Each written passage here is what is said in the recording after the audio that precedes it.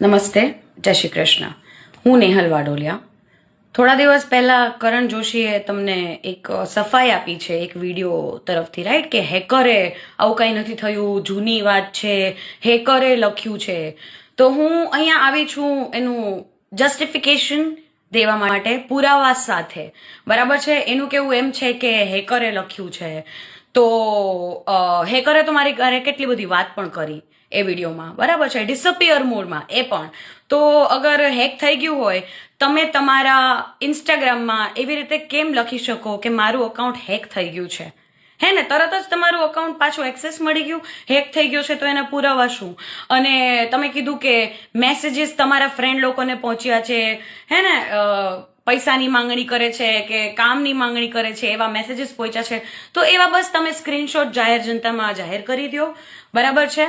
અને તમે મને એવું કીધું હતું કે તમારા ફ્રેન્ડે લખ્યા છે, અને એ વસ્તુ ડિસઅપિયર મોડમાં વાત થઈ હતી આપણી. અને મેં પૂછ્યું કે જે વ્યક્તિ પોતાનો નંબર આપવામાં ગભરાય છે એ પોતાનો ફોન કેમ આપી દે કોઈ બીજા માણસને?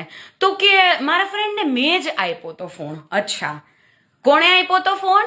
મેં કીધું તારા ફ્રેન્ડને.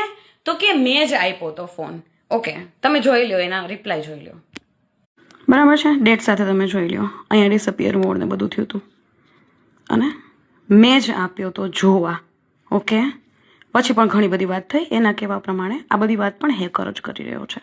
અને આ માણસ મને, અમારી કોઈ દિવસ ડિસઅપિયર મોડમાં વાત જ નથી થઈ. પહેલી વાર એવા મેસેજ જ્યારે આવ્યા તો એ બધું ડિસઅપિયર મોડમાં હતું.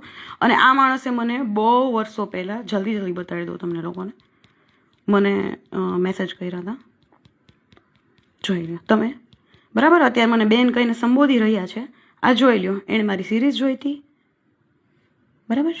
આ લાઈક મેં 2026માં કર્યું છે, એના મૂવી, અને મારું મેં સ્ટોરી મૂકી હતી ને પછી, બરાબર. એટલે એક કોમન ફ્રેન્ડને મેં ફોન કરીને વાત કરી કે આ વસ્તુ મને હજમ નથી થઈ, શું કરવું છે આમાં. પછી એ લોકોએ ટાઈમ લીધો સોરી બોલવા માટે, અને 26 તારીખે ગ્રુપ કોલ કર્યો. જો મારા કહેવા પ્રમાણે મેં તમને કીધું, ગ્રુપ કોલ આવ્યો હતો આટલા લોકોનો. નંબર આમાં આવી જશે, એક જ મિનિટ બતાડું તોય. યા, આ બધી વસ્તુ મેં સરને કીધી હતી. સૌથી પહેલી વાર પોસ્ટ કર્યા પહેલા વિડીયો, તો એણે જવાબ ના આપ્યા. પોસ્ટ કરી દીધો, પછી એમના કોલ આવ્યા હતા. નંબર છે અહીંયા, એટલે હું આગળ ના બતાડી શકું, પણ એક જ મિનિટ. એમના કોલ આવ્યા હતા કે પ્લીઝ ડિલીટ કરી નાખું, ફલાણું ઢીકણું, બરાબર. તો મેં અકાઉન્ટમાંથી પહેલી વાર ડિલીટ કર્યું કે હા સોરી બોલાવડાવશે, ખબર નહીં ક્યારે. તો ડિલીટ કર્યું, તો એણે 25 તારીખે આ પોસ્ટ કરી નાખી કે અકાઉન્ટ હેક થઈ ગયું છે.